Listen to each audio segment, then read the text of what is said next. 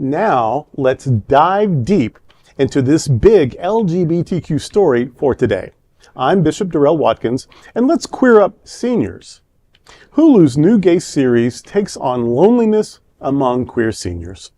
The invisible portion of the LGBTQ community is often queer seniors. A new Hulu comedy, Mid-Century Modern, tackles the unique challenges faced by LGBTQ older adults. Reports by Sage show they are twice as likely to live alone and 3 to 4 times less likely to have children. Created by Will and Grace masterminds Max Mutchnick and David Kohan, along with American Horror Stories' Ryan Murphy, the show is being described as The Golden Girls meets Palm Springs. The 10-episode series, which premiered last week, stars Nathan Lane as wealthy businessman Bunny Schneiderman, who decides to create a chosen family with friends played by Matt Bomer and Nathan Lee Graham.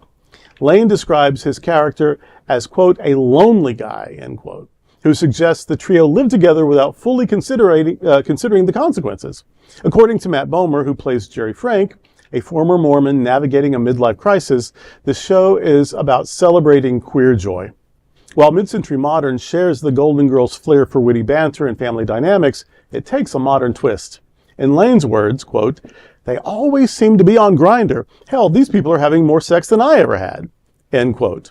With humor, heart, and a nod to the challenges of aging, Mid-Century Modern shines a spotlight on the reality of LGBTQ elders, proving laughter is timeless. It is not wasted on me that this story was given to the LGBTQ plus elder at the table. And I love it. At first, I didn't know if I loved it. It seemed a little formulaic. And then by the second or third episode, I realized it's meant to be. It's an homage to classic sitcoms, but all gay. Whereas before, gay was always coded. You always had a gay character or a gay subtext. This is just all gay, and the actors are mostly gay. Once you're in on it, it takes on a whole new life of its own. And this really is the gay Golden Girls. Bunny is Dorothy, the sardonic, witty, a little bit bitter, but also very strong character. Jerry is Rose, the super sweet and super innocent, and in this case, super gorgeous Rose character. Arthur is Blanche, very sophisticated, very charming, very elegant. And then Sybil, which is Bunny's mother, that's the Sophia character. Now, as you probably know, Linda Lavin, who plays Sybil, she didn't make it till the end of the series, and how they handle that is absolutely genius, but I'm not going to say more about that. Well, I'm just happy. It brings out a sense of nostalgia. I only watch the trailers. Don't have Hulu. If anyone want to sponsor me, let me know. But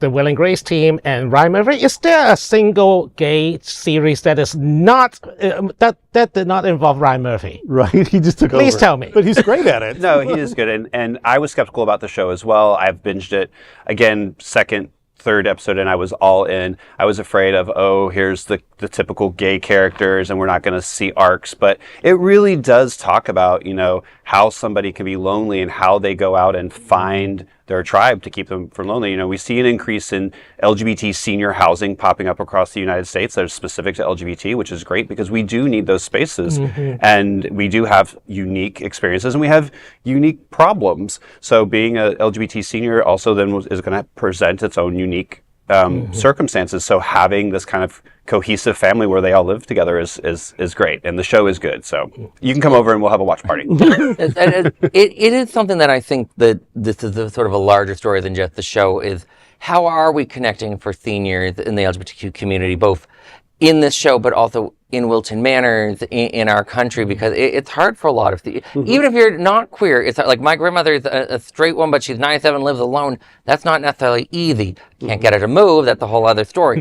But for a lot of people, what are our plans as queer people when we get older of who we're going to live with? How are we going to deal with all that? Well, the queer cultural reality is that a lot of us never thought about we'll get to be older. Right. I mean, the AIDS crisis was nearly 30 years ago. It was, now, yes, we now have PrEP, we now have effective medication, but a lot of people just don't expect us to live. And even inside our community, we never expect us to live that long. So the senior care thing was just put on the back burner.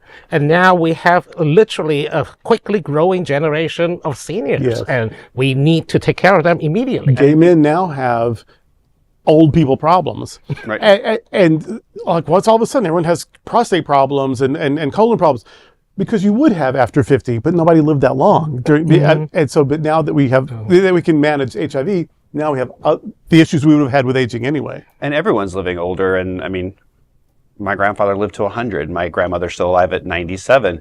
And so to also see on the show a gay character taking, having his mother live with him, I mean, that's a whole nother thing. Like, we don't think about, having our family live with us, and, maybe you are estranged from your family, but then they have to come back. So I think there's some really great social norms here, but it's lighthearted, which I think, we have so much serious stuff, so that this is good. It's lighthearted, but there is some you laugh serious. and laugh. But by the last 2 episodes, I also cried a little. Agreed. And also, I just want to point out, these guys, they are, as is often the case, they are urban gays. Especially on TV, they're urban gays. One is from Atlanta, one is from New York, one is from Palm Springs, and they all wind up in Palm Springs. But what about the queer person in Hope, Arkansas?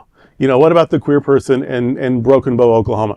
And so, if nothing else, I hope this gives people a hope of what they can create wherever they are. Absolutely. So maybe probably a little easier in urban areas, but you can have community anywhere. Absolutely. And chosen family, community, bonding, that's the answer for a lot of problems. Well, that is a big LGBTQ story for today. There's no other queer nonprofit media platform like this in the entire world. Support our LGBTQ stories by subscribing and sharing Queer News Tonight.